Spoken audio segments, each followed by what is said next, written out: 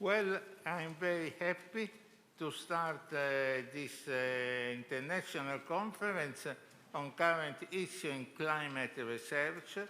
It's a problem that is extremely important for all of us, for our son, our grandson, and our daughter and our granddaughters, because our children, because the future humanity strongly depends on climate research.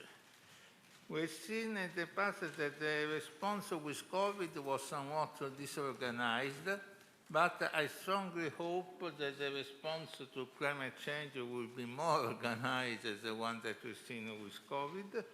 And it is important that science, which was at the center of the response on COVID, should be also at the center of the response on climate problem.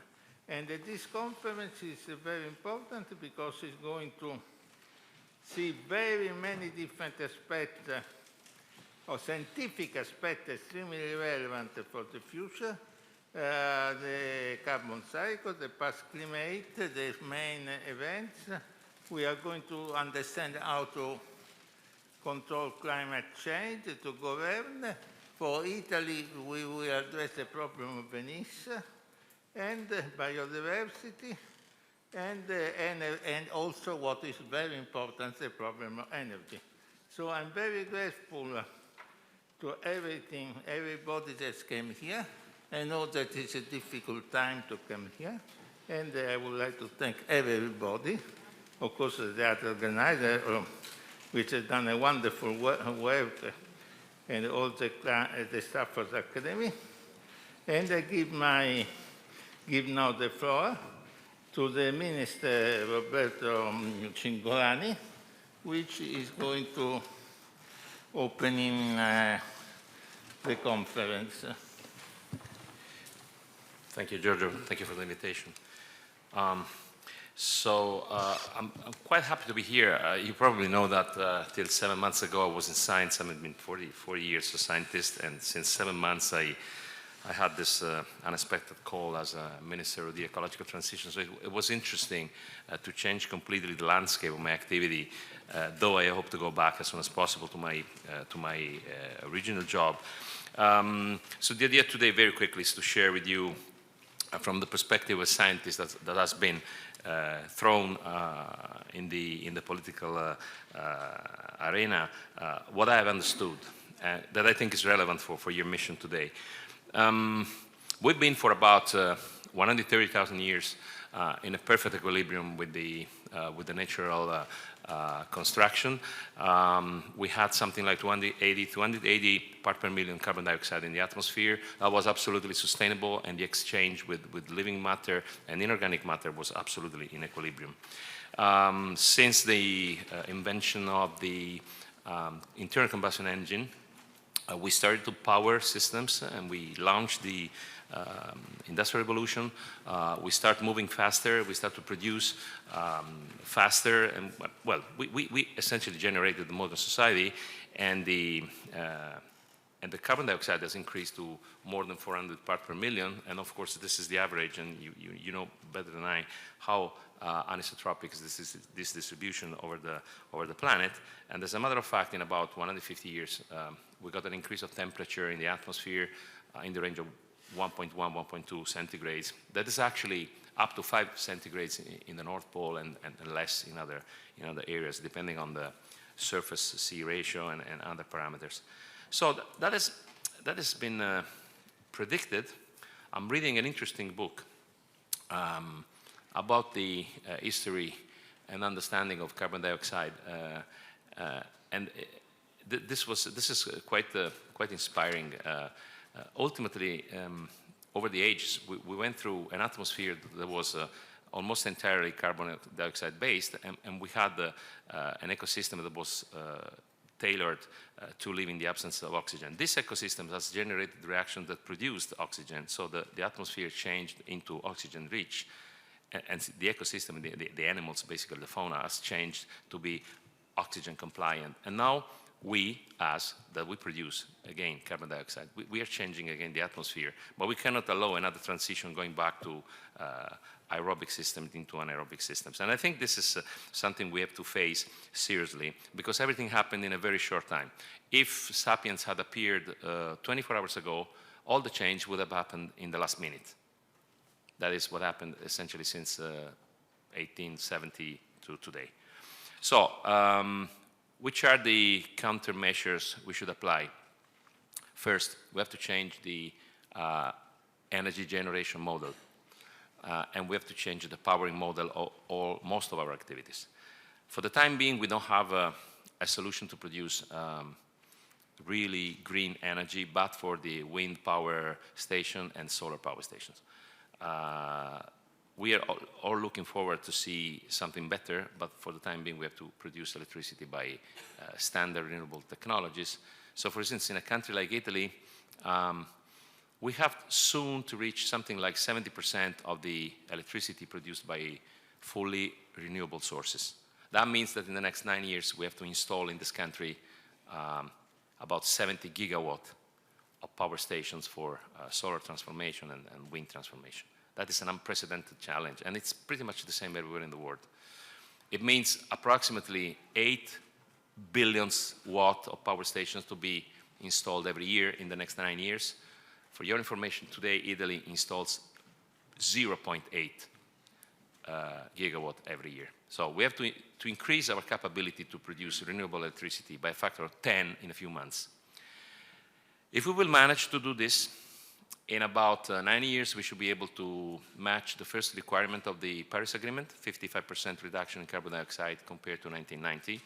That means we will be able to power electric mobility with the green energy. We will be able to transform the hard-to-abate manufacturing sectors using, for instance, green hydrogen rather than coal.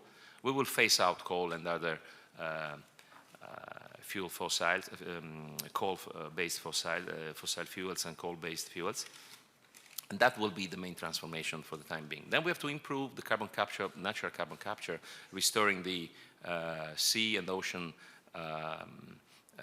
environmental level up to about 100 years ago, and restoring our land deforestation properly, as we are losing the capability to trap carbon dioxide naturally.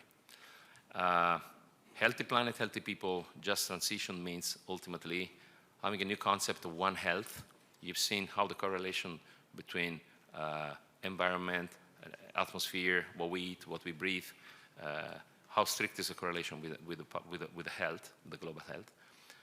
In terms of anthropology and sociology, we are 7.8 billion in the planet, but there are 3 billion people right now having no access to clean fuel to cook in the house, and 1 billion people right now having no access to electricity. So you should consider that the G7 and the G20 at the moment are working hard to reduce carbon dioxide, but we're not working so much for those 3 billion people that are outside the G7 and G20. G20 today represent about 4.8 billion people. So we're doing all our calculations, our measures, but what about the other 3 billions? One day those 3 billions will grow up, we will need energy, or eventually we will immigrate and come to our place. So this is not something we can neglect. We need clean power sources, more clean power sources. Last but not least, as you have seen, this is really sociology, anthropology, politics, physics, chemistry, everything is embedded. This is a universal challenge. All the domain of science are embedded. The last thing I want to say is that forecast is possibly one of the most important things. We have to improve our capability in predicting. Predicting at the moment means high-performance computing combined with the cloud technology. So cloud computing, we have to collect data. We have to develop seriously sensory fusion, data fusion from different sensors like satellites, drones, land and ocean sensors. We have to process those data in real time continuously. We need exaflop scale computational capability, because most of this stuff can be forecast. And if it will be good in predicting. We can possibly change things before they become sort of unavoidable. Today, the strategy was mitigation.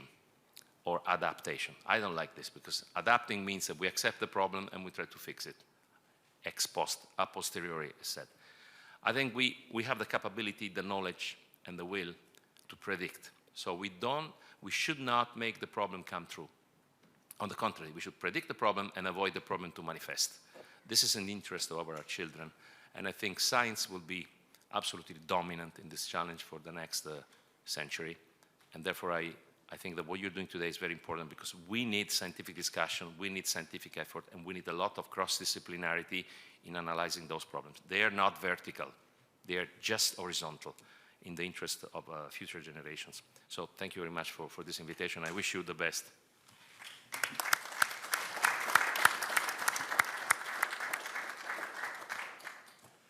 Thank you very much, Roberto.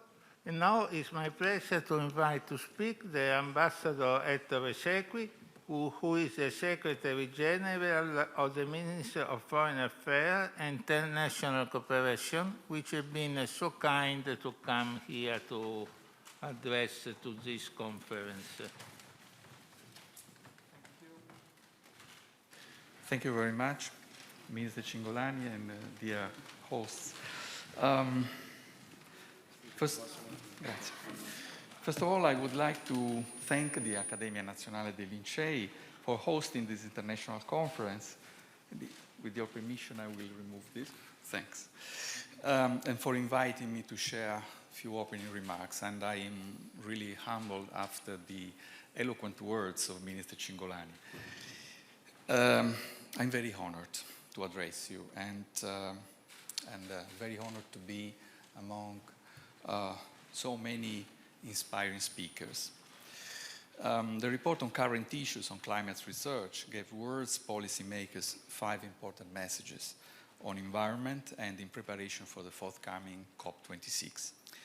The terrible fires we witnessed this summer are but the latest demonstrations that we are going through a planetary emergency, a universal challenge, as Minister Cingolani said. Unsustainable patterns of production and consumptions have been causing interconnected crises of biodiversity loss, pollution, resource depletion, degradation of ecosystems, and climate change. The Earth needs immediate global action. The IPCC latest assessment on the physical science of climate change confirms that human influence on the climate is now unequivocal.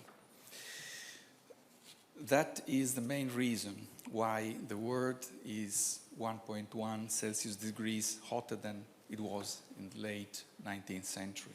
It has shrunk glaciers, stripped away Arctic sea ice, contributed to 2 decades of increased melting of the Greenland ice sheet, warmed the oceans, and driven half-century of sea level rise. The last 10 years were the hottest ever recorded globally. Yet, most of the experts say that there is still time to tackle the threat if we take action swiftly and decisively. We need the next 10 years to be recalled as a decade of major progress in stopping the climate crisis and promoting the energy transition. The stakes could not be higher. At the same time, science roles could not be more important in leading our shared efforts towards achieving internationally agreed climate and environmental targets. This is why I'm very grateful for being here today among some of the most prominent scientists, economists, engineers, featuring the basic science of climate change and its impact on the environment. As G20 presidency and partners of the UK for COP26, we have been striving for a clear success of the negotiation processes in terms of concrete deliverables. We have been through constant diplomatic activity in close consultation with our European and transatlantic partners. Climate and energy diplomacy have, in fact, turned into an increasingly crucial tool of foreign policy and international cooperation, given the unprecedented existential threat posed to our planet by climate changes. The global governance of environmental issues must live up to such a challenge. The events that will take place in the coming months will be a testing ground for multilateralism. as well as for our country's ability to lead by example, promoting a recovery based on the ecological transition. We are conscious of its great potential to generate wealth, well-being, and employment, and we bet on it. Italy will also appoint soon its special envoy for climate change, as some partners already have. The G20 joint energy and climate ministerial meeting held in Naples last July already achieved important results on a series of common practices. Nevertheless, much remains to be done to unlock new and more ambitious climate objectives in view of the G20 Leaders Summit in Rome and COP26 in Glasgow. Achieving net zero emissions calls for an evolution in several aspects of our life, as the Minister recalled and eloquently said. This is not simply a matter of ambitious national policies, as it means tackling global challenges through coordinated actions and innovation. Soon we'll be called to face this challenge, and the next decade we shall have the choices between saying we had the opportunity but lacked the courage, or we had the technology but lacked the vision, or we decided to engage in such an existential challenge, a universal challenge. The task is gigantic, but to achieve this challenge we may count on two powerful weapons: scientific knowledge and international cooperation. As Secretary General of the Ministry of Foreign Affairs, I can assure you that Italian diplomacy will spare no efforts, both at European and global level, in promoting environmental sustainability and accelerating the energy transition towards the historic goal of zero net emissions by 2050. Thank you very much.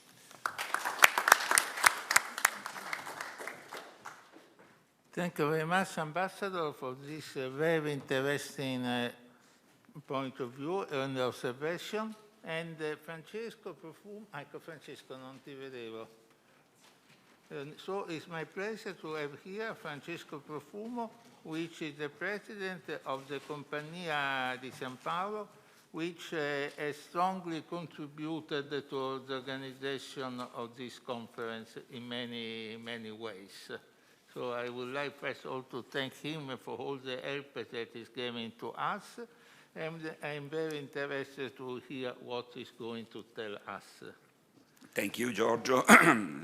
Dear colleagues, ladies and gentlemen, it's really a great honor for me to open this international conference on such a crucial topic and in this splendid room. I've been here many years and many times in the years, and really I appreciate this location. I would like to express my thanks to the Accademia Nazionale dei Lincei for promoting and organizing this high-level opportunity for debate. It's well known that the science of climate change is relatively recent, but solid and widely agreed.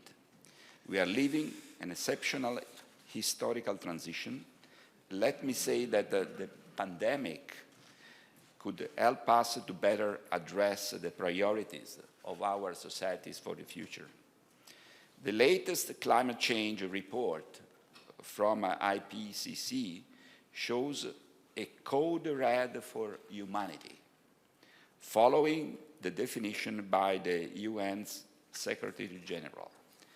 The research identified four main key points. It's useful to mention them. First, global surface temperature in the last decade was more than 1 degree higher than the pre-industrial times. Second, the past 5 years have been the hottest ever recorded. Third, the recent rate of sea level rise has nearly tripled compared with the first half of the 20th century. And last, human influence is the main driver of the global retreat of glaciers and a decrease in Arctic sea ice. But if these issues are now public knowledge, I invite you to pay attention to a more critical aspect. Climate change is fundamentally unequal. Unequal is the distribution of climate change impact among people, countries, and even generations. Unequal is also the contribution of people, countries, and generations to climate change.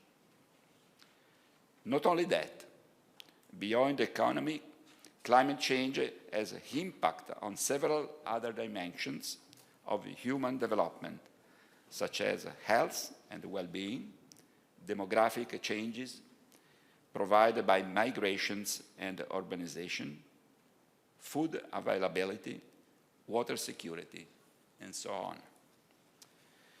The important consideration is that we exactly know what we need and what we should do, starting from the switch from fossil fuel to renewable electricity.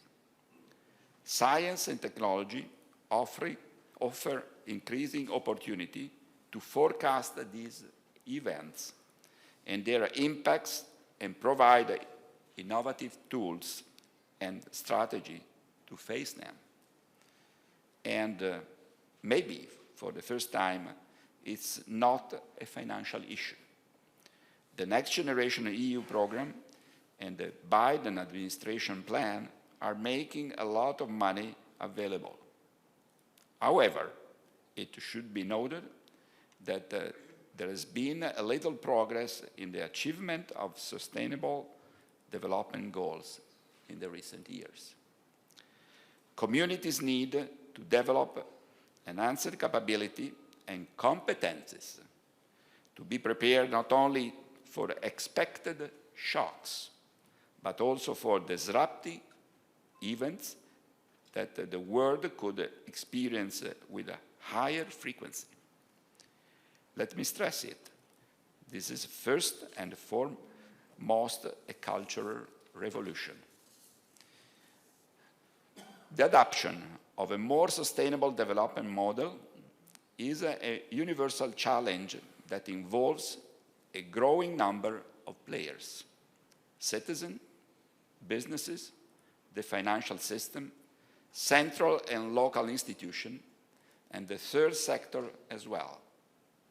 Inclusive and green economies, prosperity, cleaner air, and better health are possible only if we respond to this crisis with solidarity and courage. The challenge now is to ensure that resilience does not remain accessible just to those who can afford it. Resilience must be for all. The window of time to stabilize the climate is running, and is running fast. This year, the G20 under the Italian presidencies and the COP26 are decisive steps for the future of humanity. As one of the leading banking foundations in Italy, we are ready to mobilize the patient capital of our assets and enable our competences. There is no chance. Every COVID-19 recovery spending must be aligned with the goals of the Paris Agreement. It's the only way and is the only path possible towards the future. I sincerely wish you a fruitful work in the coming years and in the coming days. We have a great responsibility to take together. Thank you.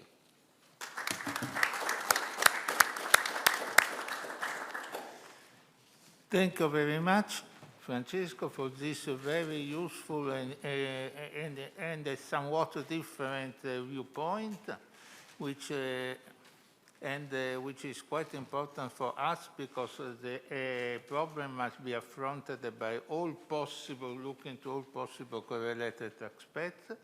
So it's my pleasure now to give the floor to Massimo Mori, President of Accademia delle Scienze di Torino, and I'm very grateful because the Accademia delle Scienze di Torino has co-organized with us this meeting. So thank you so much. Massimo, you can give the floor to him. Thank you, Giorgio. Thank you. Minister Cingolani, distinguished President, and dear colleagues, I am delighted and honored to bring you greetings on behalf of the Accademia delle Scienze di Torino at the opening of this conference. This important conference, which gathers the best scientists in the world to discuss one of the most serious problems that affect humanity today. First of all, I would like to express my warmest thanks to the Accademia Nazionale dei Lincei and its presidents, Professors Parisi and Antonelli, for having invited the Academy of Sciences of Turin to support this initiative with its own patronage. As the dramatic experience of the pandemic we are still living has shown, three factors need to be combined to face the most serious predicaments: politics, technology, and science. Politicians must decide timing, methods, and extent of the organizational and legislative actions that are required to deal with an emergency. Technology, on the other hand, has afforded us several vaccines in less than 1 year, compared to the 3 or 4 years that are usually required. Yet, science alone can provide politics with the information it needs to promote effective and timely action. By the same token, the practice of technology cannot ignore the results of theoretical scientific research.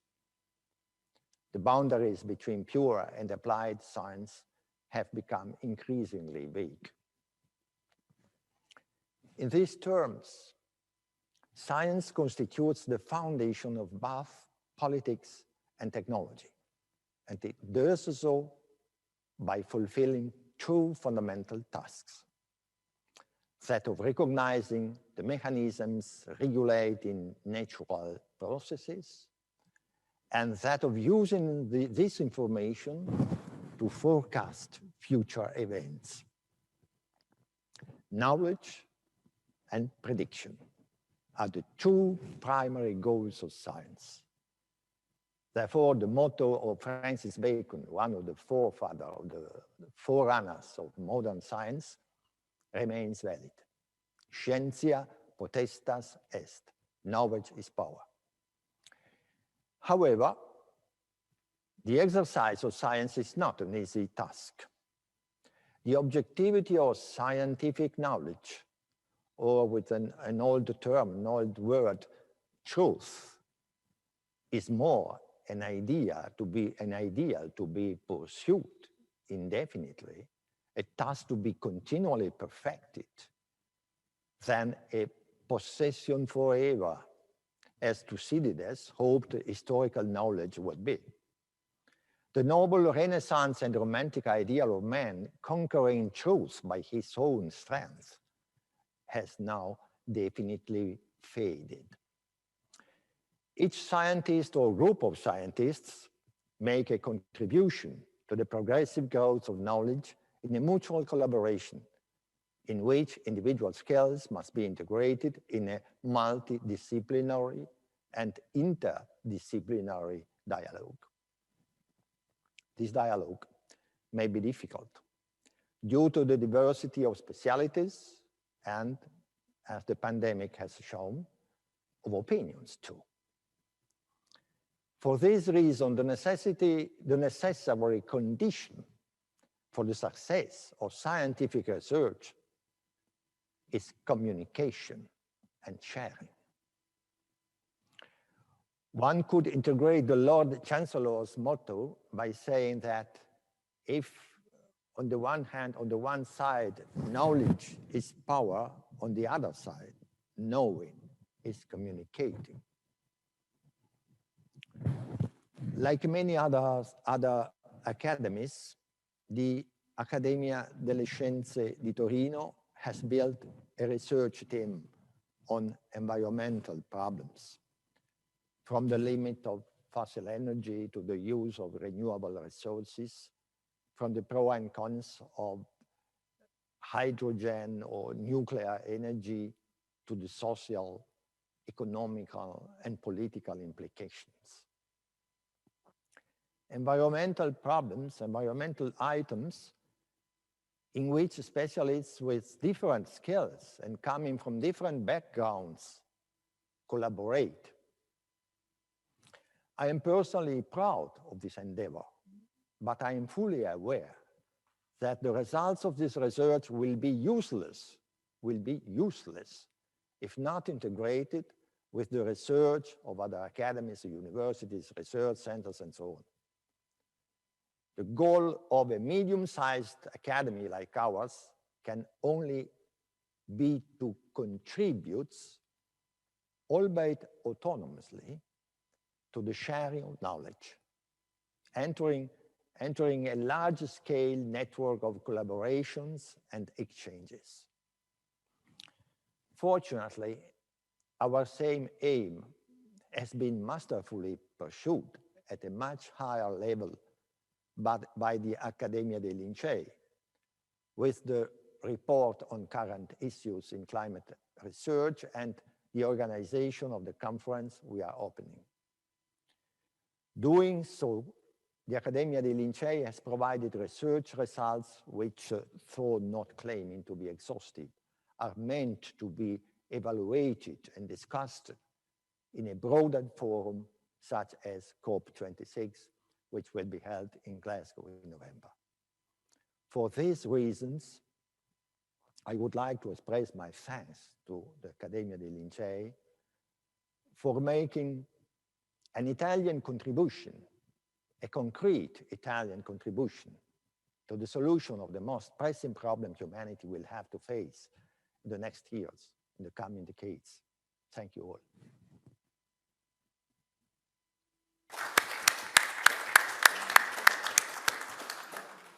Okay, thank you very much, Massimo, both for the very kind words that you have told toward us, and also for this very interesting contribution, which looks very deep and shows how important is the role of science in the present circumstances. And this is a very important message. So I thank you again, the people that came here for this introduction. And I think that I leave the floor to the next section. And okay, thank you.